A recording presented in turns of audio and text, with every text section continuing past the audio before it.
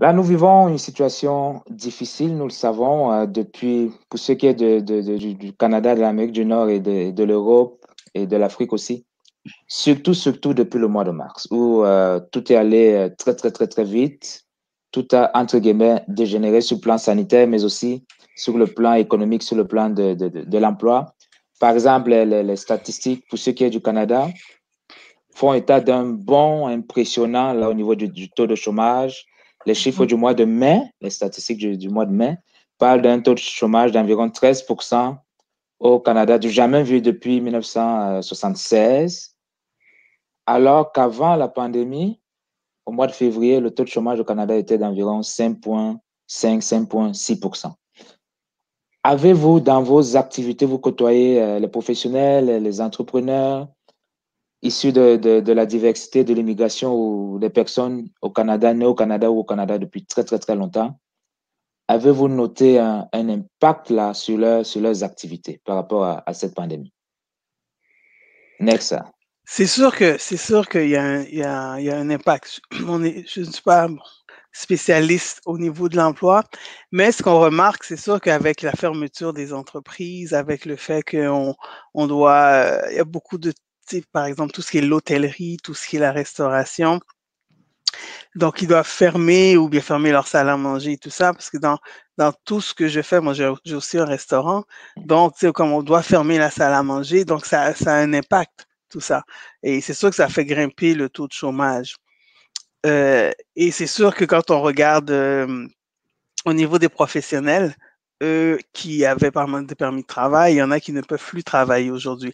Donc, c'est sûr que le taux de chômage a fait un bond, mais c'est à cause de cette, un ensemble d'éléments dus à la pandémie, à le fait qu'on est à la maison, etc. Donc, c'est sûr que c'est de voir, on va attendre pour voir après. Mais je suis sûr que vous avez une question sur est-ce que vraiment il y a pas d'emploi de disponible. Ça, on pourra en parler un petit peu plus. Tout à fait. Mais il faut aussi toujours mettre en contexte. Aujourd'hui, on est à la maison. Aujourd'hui, on ne peut pas aller nulle part. Il y a rien d'ouvert. Il n'y a pas de festival, il n'y a pas d'hôtel, il y a pas de, on peut pas voyager. Donc, toutes ces industries-là ont été impactées. Donc, c'est ce qui fait une des raisons du bon, dans le fond, du taux de chômage. Donc, Mireille, je sais pas, je te laisse continuer là-dessus. Oui, oui, effectivement, parce que au niveau voyage, tourisme également, ça a eu un impact. Moi, par exemple, je reçois beaucoup la clientèle européenne et ce sont des personnes qui viennent et elles ont déjà des contrats pour pouvoir travailler dans des restaurants. Et boum, le mois de mars, là, il y a eu la COVID. Automatiquement, j'ai dû leur dire quand ils sont venus me trouver un peu paniquée parce qu'après un mois, rien de stable, j'ai dû leur dire, il faut vous reconvertir tout de suite. Il faut vous reconvertir tout de suite. Et heureusement que la relation de confiance était déjà bâtie. Donc, il y en a certains qui ont été faire une jobine. Et je me rappelle qu'au niveau de l'industrie, par exemple, de la formation, j'avais à peu près un professeur qui sortait de la Colombie. Et lui, je lui ai dit, il faut que tu ailles quelque part pour pouvoir tenir. Donc, ce qu'il a fait, il a été faire la jobine. Et puis après, la semaine dernière, il m'a appelé pour me dire que Mireille, heureusement que j'ai suivi tes conseils. Donc, j'ai été appelée pour la commission scolaire de Montréal et je commence comme professeur de musique pour les enfants. Et c'est ça parce que justement, on s'est retrouvé face à une muraille. Il fallait quand même trouver des solutions. Et comme disait Nerza tantôt, il fallait essayer de décortiquer le problème et d'aller chercher où se trouvait l'emploi, où on pouvait trouver de l'emploi. Et c'est ce travail-là qu'on a dû faire de mars à pratiquement à novembre. Merci. Ce que je retiens de vos réponses, là, le point commun, c'est la capacité à analyser la situation rapidement et à pivoter, à changer, à ne pas s'accrocher à ses rêves, forcément à son plan d'action de départ, mais à se dire, tiens, à quelque chose, les éléments, les critères où les cartes ont été redistribuées, pour utiliser un peu cette métaphore-là du jeu, les cartes ont été redistribuées, il faut changer de rôle en quelque sorte. Oui, et il fallait comprendre également le client qui est en face de nous et ses compétences transférables. Donc, à partir de ce qu'il me disait, on bâtissait un plan d'action et on vous disait, voici ton plan A, ton plan B, ton plan C. Ton plan A ne marche pas maintenant, on traverse dans le plan B et on va l'analyser ligne par ligne. Et c'est ce qu'on a fait et c'est ce qui a marché effectivement au niveau de la clientèle. Effectivement, oui. Excellent. J'ai été agréablement surpris, Nexa, de découvrir, de constater que le salon des opportunités a été maintenu malgré tout.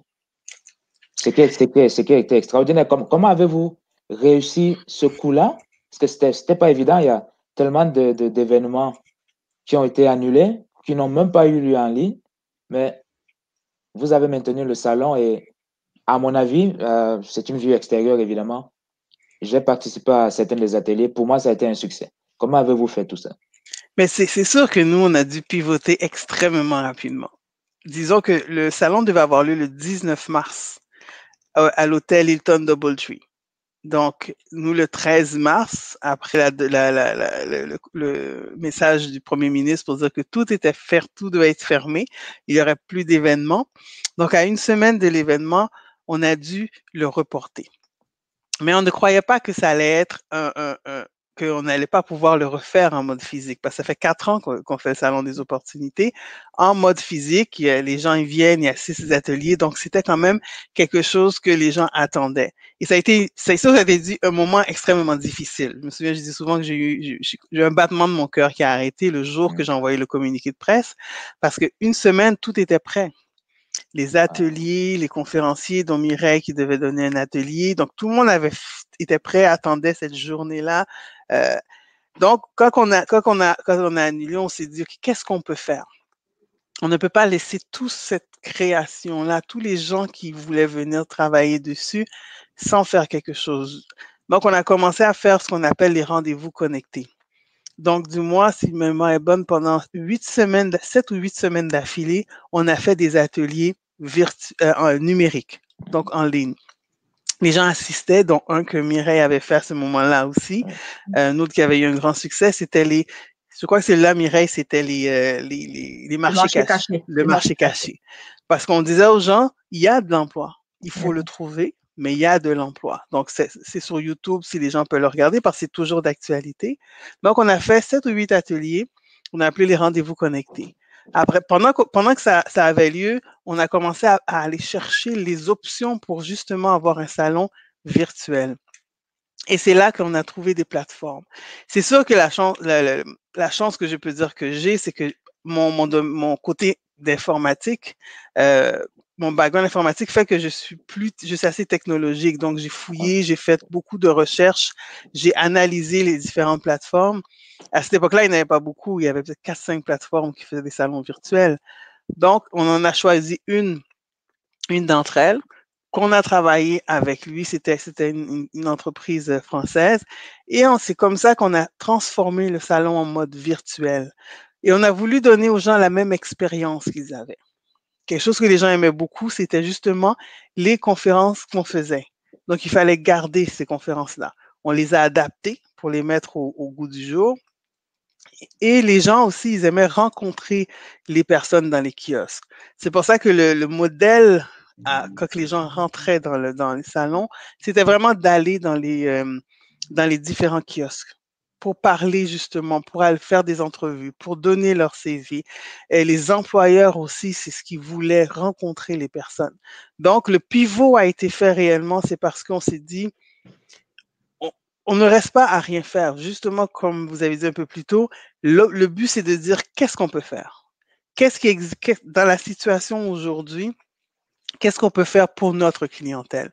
Qu'est-ce qu'on peut leur offrir? Puis il y a des outils. Les outils, c'est vraiment ça. Donc, les outils virtuels et numériques. C'est comme ça qu'on a transformé le salon.